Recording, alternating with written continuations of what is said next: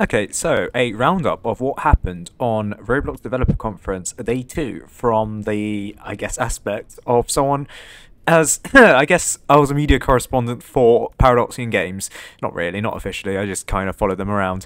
Anyways, what happened on Day 2 was that initially it started out with Builderman's Q&A, and controversially, this one was not broadcasted live to YouTube. It was reported by many people that, on Twitter at least, that they weren't given access to it on YouTube, and the only way that they could follow along with what questions they asked at the conference was if they had like insider people into it. I can say most of the questions were probably uncontroversial. There was about 3 safety questions, none of them relating to the current political Roblox situation, and Roblox probably getting banned in certain states and territories.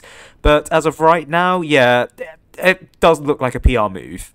After that, I went to, with another person from the Paradoxum Games team, went along to a couple of talks, but most importantly was a talk that someone from the Paradoxum Games team, I'm not sure if I'm allowed to say who it was, talked about game testing. Well, in my opinion, there was a lot of statistics into it, and for those that know, or probably don't know actually, because even if you do know what my degree title is, in my bachelor's degree title, it is biological sciences, but there's a lot of statistics involved in it. So there was a lot of statistics involved in this talk, which I quite liked. And yes, Tower Defense Simulator was mentioned in this talk. Exclusive footage from the second row.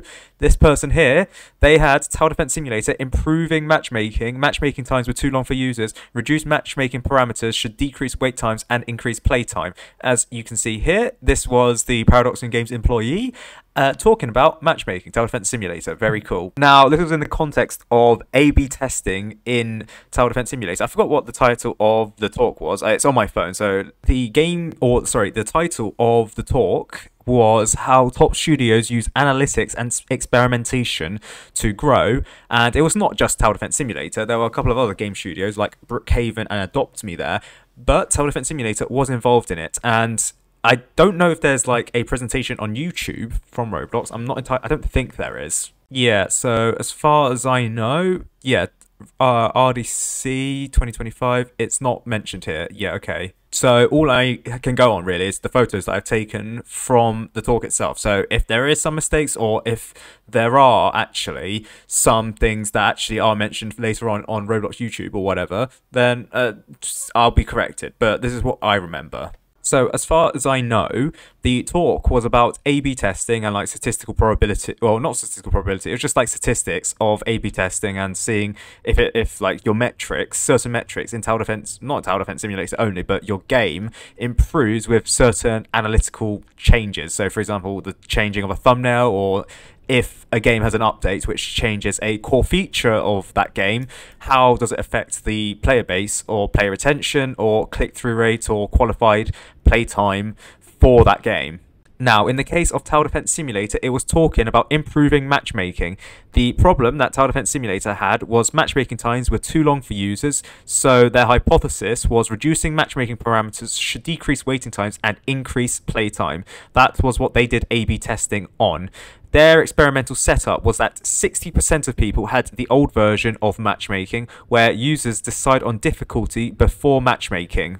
So this is in the lobby, right? If you were to press play and then press survival, you would choose your matchmaking difficulty here. This is what's currently in the game. However, the next variant was that users decide on difficulty before matchmaking. Actually, I think the slide that was presented to us may have a typo. I think it's meant to say the variant was that users decide on difficulty after matchmaking. After you pick your squad size during this, you then pick your difficulty inside the game. Now, I'm trawling through the update logs, and I'm actually having some difficulty in actually trying to find when this update actually occurred. This must have been when the UIs were revamped, so it probably was during the start of 2025, but I didn't actually see this test, so it probably must have been unannounced. Anyways, prior to the game, they actually showed the statistics. Tower Defense data analysis key points prior to the update, the game was experiencing around 4,000 match disconnects. However, after the update, there was a spike towards update release for update migration. Apparently, yes, there is a spike there. I don't know why there's a trough before that. They didn't really explain why. So on the slide, it says spike towards update release for update migration, and then the average disconnect increases the rate by 40%. So the spike, I assume, is because of the update itself, people trying out the new updates, and after that, there is an increased disconnect rate of 40%. This is purposeful disconnect, so people leaving the game after they got it. However, the developers for Tower Defense Simulator saw that there was a 14% increase in playtime and a 4% increase in D1 retention. D1 retention is day one retention is the percentage of new users who come back to your experience after visiting it for the first time. So yes, the statistics do prove that there are some meaningful differences before, by reducing matchmaking parameters, which decreases wait times and increase playtime. That certainly is the case. However, because of the increase, the 40% increase in the people who actually disconnect from their match after they realise that you're not playing a game mode that they want to play, the developers realised that, well, actually, this cross-reference experiment results with the community sentiment being, well, we don't really like this. People just disconnect after realise, oh, we're not playing Fallen mode, or we're not playing Easy mode, for example. So they decided not to go through with that and actually kept around matchmaking before choosing your difficulty before you matchmake, which is the current system that we have in the game as of right now. So here you can choose your difficulty, even though it will probably lead to an increased wait time, slightly increased wait time, as you find the right people that have also selected the same parameters. And interestingly, there was another talk later on talking about thumbnail testing in Tower Defense Simulator. As we all know, controversially in Tower Defense Simulator, there's been some thumbnail testings, including that of, shall we say, the brain rot type, and others, including quite recently, the hand-drawn type. So in this example here, the problem was we want to achieve the highest QPTR, qualified playthrough, I think, rate for our newest PvP update. Hypothesis: if we follow recent thumbnail trends, which is hand-drawn, QPTR and new user acquisition would increase. So their base thumbnail was a rendered version. PvP update, new game mode with 3D render shows a lot of action and competitiveness, and their variant, the thing that we're testing against, testing for, was PvP update, new game mode that is drawn, more focused on less characters. And with this, there was a 2 times better QPTR than the control, meaning that for every time that the hand-drawn thumbnail was shown to someone, they were 2 times more likely, or 200% more likely to click on that thumbnail compared to previously. And with their thumbnail testings, for example, with the default thumbnail going from the rendered version of Tower Defense Simulator to a hand-drawn version, including the Crook Boss, Minigunner and Scout, there was a 1.2 times increase in QTPR. The summer updates using a hand-drawn thumbnail, there's a 1.5 times QTPR, and with the PvP updates, as mentioned previously, there was a 2 times QTPR. And yes, this was another example of A/B testing, using thumbnail testing to iterate on your existing thumbnail styling and improve homepage recommendations. So that was the extent of Tower Defense Simulator being mentioned in a Roblox Developer Conference talk. There was also, I went back to the community board because people requested a high quality version of the "I must say I'm unimpressed" Titus quote. I mistakenly said it was an Umbria quote in my previous video. That's wrong. I did get it, so here it is. And then after that, Tower Defense Simulator, or Paradoxum Games, or Below Natural, let's say, Below Natural gave out some hoodies for his employees. Now, as you may know, I am not an employee of Paradoxum Games. I am just a random person who just flew halfway across the world just to be at Roblox Developer Conference and say hi to Below Natural. But I managed to acquire a Paradoxum Games hoodie, even though I'm not an employee. And this is that hoodie. This is the hoodie that I definitely stole from Below Natural. As you can see, it has the Paradoxum Games logo on this. I know who designed it, and I know who I stole this from. I mugged it from Below Natural, and he was forced to give it to me at knife point. There's a medium hoodie. I think this is whoever made it. FZ hoodie. burgundy mix. This actually is a hoodie that kind of looks like the Hacker Tower, the Paradoxum without its wrapper hoodie. During the winter, this is going to be very handy. And the Paradoxum Games logo is actually quite subtle. I actually kind of do like this. I have to say, this hoodie, it does feel very nice to wear, must say. It makes me look like a hacker. Very cool.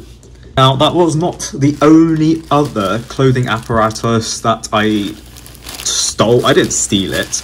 I also have a shirt from, I believe, this is the studio who does Fish, a Roblox game, and I got a medium shirt, but I'm pretty sure I am larger than, sorry, not larger, smaller than a medium, because in America, medium means large and extra large or something in the United Kingdom. So yes, I have a medium shirt from Do Big Studios, I think, who do Fish.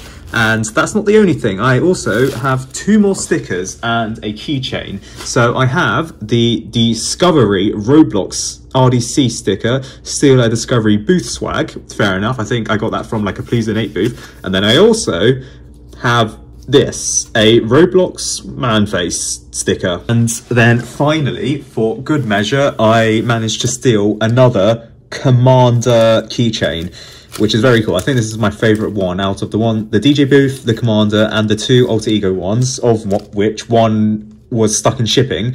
I think the Commander is my favourite one. Now, what's funny is that when the Paradoxum Games employee was doing their speech about A/B testing, Tower Defense Simulator basically shat itself due to a Roblox update, which Below Natural mentioned in his game announcement, basically saying Roblox is currently experiencing an outage with memory store preventing users from joining. Once Roblox recovers, you should be able to join play the game again. Our team will be actively investigating ways we can avoid this problem in the future.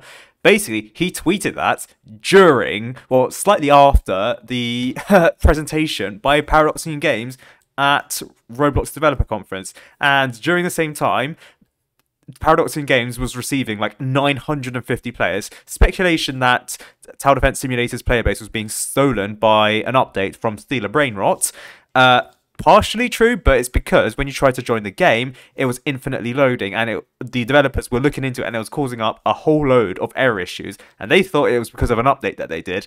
No, it was a Roblox update, and it just crashed the game. But, you know, it's kind of funny that after Roblox and Paradoxum Games did their A/B testing statistical talk, Paradoxum Games' Tower Defense Simulator would just break upon us, and the game would receive less than 1,000 players for the first time in forever, which I'm surprised about. I'm surprised that there were like 900 people just waiting on a loading screen forever.